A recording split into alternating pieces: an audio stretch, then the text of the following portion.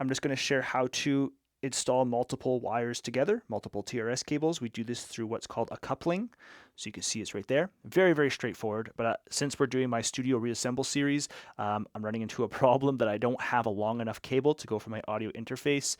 And I'm going to, for the time being, I'm going to put my single monitor up there, this little Aventone. Okay. So I want to plug this in on my speaker up top there, and my audio cables are not long enough. So we do this through what's called a coupling, and it's very, very straightforward. It just joins them together. I don't have a long enough TRS cable, and this will be sufficient. It'll be good enough, okay? So I'm going to plug one audio cable into the audio interface. I think I'm going to put it down the hole here. It'll make it look cleaner. And then it'll go back, and it'll follow those other cables, and then it'll sneak up on top of there. This is called a coupling, a TRS coupling, okay? Typically in life, usually you don't want to have a coupling. You want things to just be a direct shot. But in my case, I don't have a long enough cable at the moment, and I think it'll be good enough. So really, really easy. You simply just plug it in, and then you would plug in the other end right there, and it just joins them, just like that. So these little grommets are really, really awesome. I think this is a 2-inch grommet. You just loosen it, and then it should be able to pull out pretty easy, just like that. And then you just push all your wires down. When you're done, you just reinstall it, twist it, and then it looks pretty clean. This one was metal. I made this, I paid a little bit more. I think it was like an extra $1 or $2 just for a little nicer look on the top. The desk's pretty old anyway, so it doesn't matter. And the back one is plastic. All right. So again, I'm just going to fish the wire down, and that will just plug right into there. So when pushing your wires through here, you don't just want to push it in randomly. You kind of want to figure out what is the best way that all the wires will go together so that it will kind of go in this little groove pretty good, okay? Now again, for this mono speaker, it doesn't matter if I plug it in left or right. I just got to make sure when I select the bank B that I am selecting mono, okay? So and then again, watch this. So now, good to go. All right, so I'm just going to join the wires here.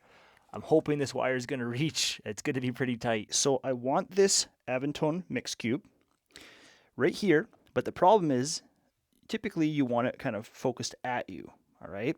And so what I want to do here is I'm going to put this little squishy thing. It's going to just give a little bit of pitch, a little bit of angle to the speaker. And again, it's just a little bit on that angle. Okay, you can see it there.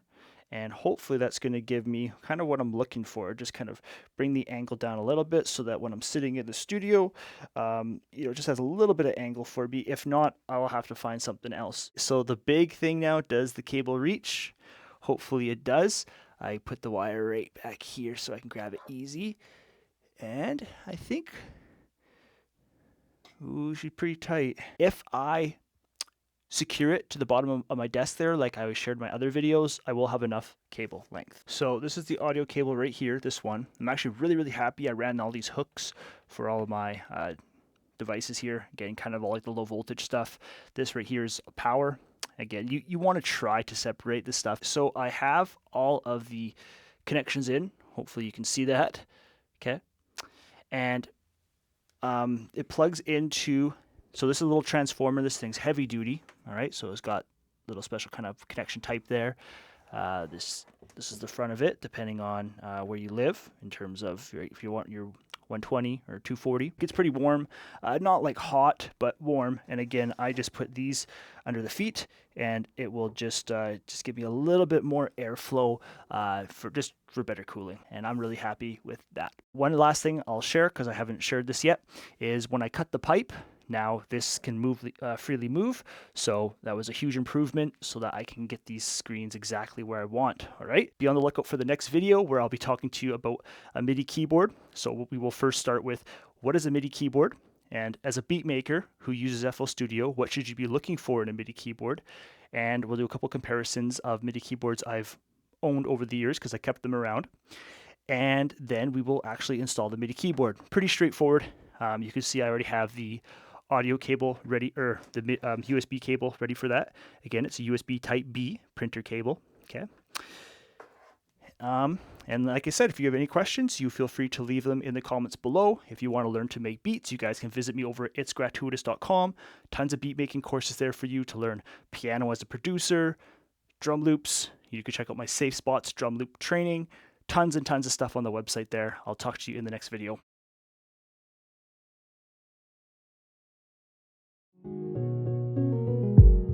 If you're wanting to learn FL Studio, check out the 3 exclusive videos I have for you. You can get them by going to itsGratuiTous.com/FL Studio. I hope to see you inside.